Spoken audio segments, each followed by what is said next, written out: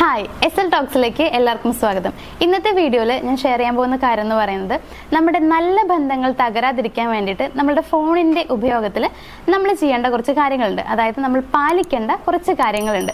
അത് എന്തൊക്കെയാണ് എന്നുള്ളതാണ്. അപ്പോൾ നമുക്ക് നോക്കാം എന്തൊക്കെയാണ് നമ്മുടെ പോയിന്റ്സ് എന്നുള്ളത്. നമ്മുടെ ഫസ്റ്റ് പോയിന്റ് എന്ന് പറയുന്നത്, നിങ്ങൾ മറ്റൊരാളുടെ ഫോണിൽ അവരുടെ ഗാലറിയിലുള്ള ഫോട്ടോസ് നോക്കിക്കൊണ്ടിരിക്കുകയാണെന്നുണ്ടെങ്കിൽ പെട്ടെന്ന് അടുത്ത ഫോട്ടോ നോക്കാൻ വേണ്ടി ലെഫ്റ്റിലേക്കോ റൈറ്റിലേക്കൊക്കെ സ്വൈപ്പ് ചെയ്യുന്ന ഒരു സ്വഭാവം ഉണ്ടല്ലോ.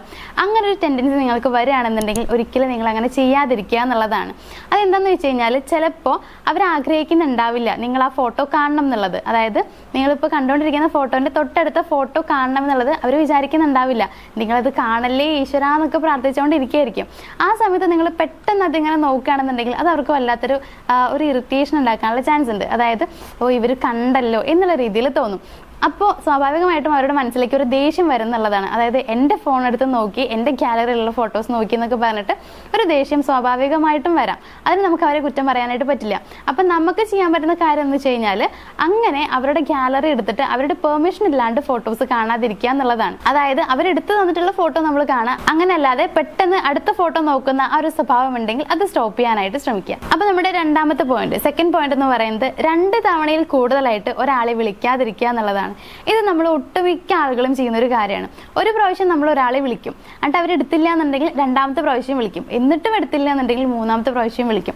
ഇങ്ങനെയൊക്കെ നമ്മൾ എല്ലാ ആളുകളും എന്ന് പറഞ്ഞാൽ ഒട്ടുമിക്ക ആളുകളും ചെയ്യണതാണ്. പക്ഷേ അങ്ങനെ ചെയ്യാതിരിക്കുക. നമ്മൾ മനസ്സിലാക്കുക, പണ്ടത്തെ ലാൻഡ് ഫോൺ എന്നല്ല, ഇപ്പം എല്ലാവരുടെ കയ്യിലും വിളിച്ചു കഴിഞ്ഞാൽ നോട്ടിഫിക്കേഷൻ കാണാനായിട്ട് കഴിയും. അതായത് നമ്മൾ വിളിച്ചു എന്നുണ്ടെങ്കിൽ അവർക്ക് അറിയാനായിട്ട് കഴിയും ഇയാൾ വിളിച്ചിട്ടുണ്ട് എന്നുള്ളത്.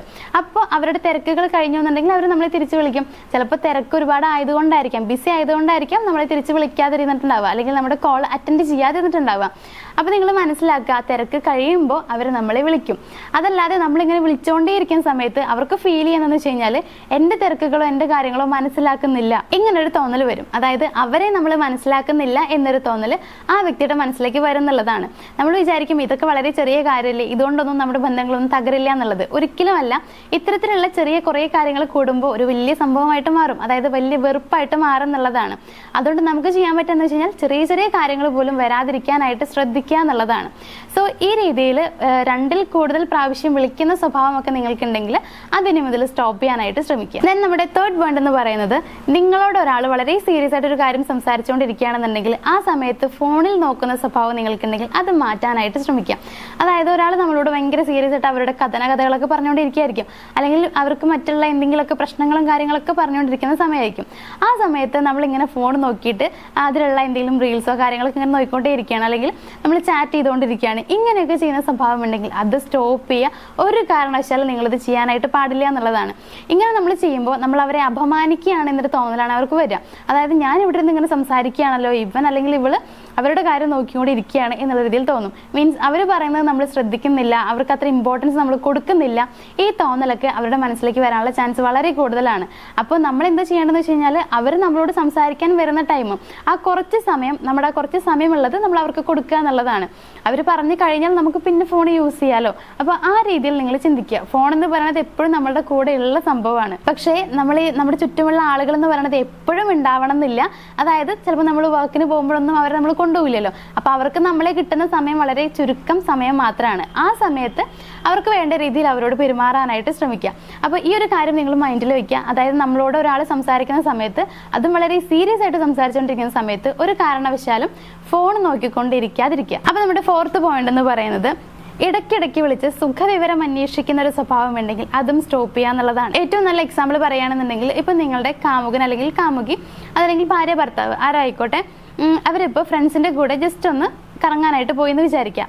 അപ്പോൾ അങ്ങനെ പോകുന്ന സമയത്ത് ഇടയ്ക്കിടയ്ക്ക് നമ്മൾ വിളിച്ച് ചോദിക്കുകയാണ്, എന്താ കാട്ടുന്നത്, കഴിച്ചോ, ചായ കുടിച്ചോ, ഇങ്ങനെയുള്ള രീതിയിൽ നമ്മൾ അവരോട് വിളിച്ച് ചോദിച്ചുകൊണ്ടേയിരിക്കുക. അതായത് ഇടയ്ക്കിടയ്ക്ക് ഇങ്ങനെ വിളിച്ച് ചോദിക്കുകയാണ്.